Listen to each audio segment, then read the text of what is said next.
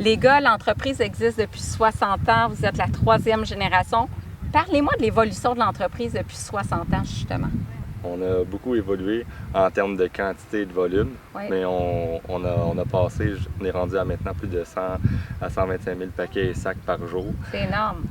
Ouais, c'est presque ce qu'ils faisaient dans un mois ou dans une saison complète à l'époque. Puis, mais on a resté à l'échelle humaine parce qu'on travaille avec mes oncles, mes cousins. Oui, tu me disais que sur 80 employés, là, il y en a à peu près le quart là, qui porte le nom de Guérin. Là. C'est significatif, puis on est fiers de ça. J'ai une belle botte de radis ici. Oui. Il y a plusieurs variétés, plusieurs cultivars. Parle-moi ça un petit peu. Ça, c'est de l'Escala.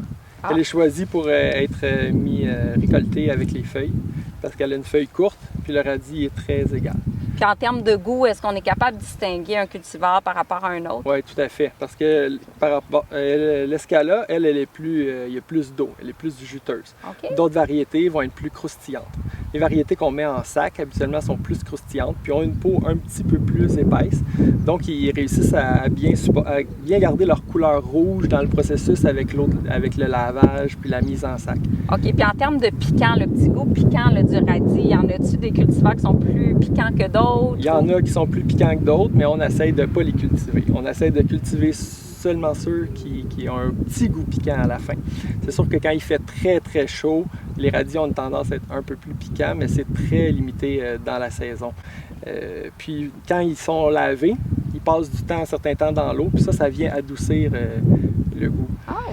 On parlait justement des fans de radis. Là. Au lieu de les jeter, on peut les utiliser dans des pestos, ça se consomme. Là. Exactement. Si vous voulez, même dans les mélanges habituellement là, de salade, ils mettent toujours un pourcentage de feuilles qui n'est pas le radis, mais habituellement qui est comme la betterave, la bétacarde. Ils mettent un certain 5-10% pour donner un petit goût là, un peu plus corsé.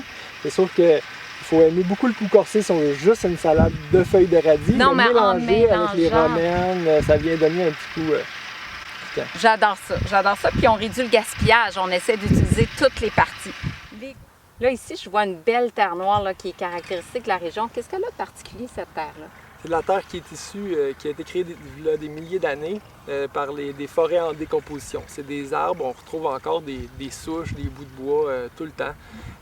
C'est une terre qui est particulière à la région, puis à certaines régions en Amérique du Nord.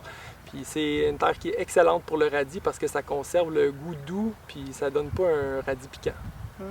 Ça plaît à tout le monde. Puis rôti aussi, là, pour les gens qui trouvent le radis trop piquant, le faire rôtir au four ou en papillote, ça adoucit. On a la petite douceur, le côté sucré qui ressort, c'est délicieux. Les enfants adorent ça. Les gars, vous êtes innovants, vous avez des projets plein la tête. Qu'est-ce qui s'en vient pour le futur, là? On est principalement beaucoup engagés présentement avec la chaire de recherche du professeur Caron. Notre volet qu'on concentre principalement, c'est l'érosion éolienne, qui est un facteur dans la perte de terre noire, qui est un enjeu important pour nous. Bravo! Bravo! Longue vie! Écoute, hein, 4e génération qui s'en vient. Oui, bien sûr. Oui. Merci. Merci pour votre accueil. Merci.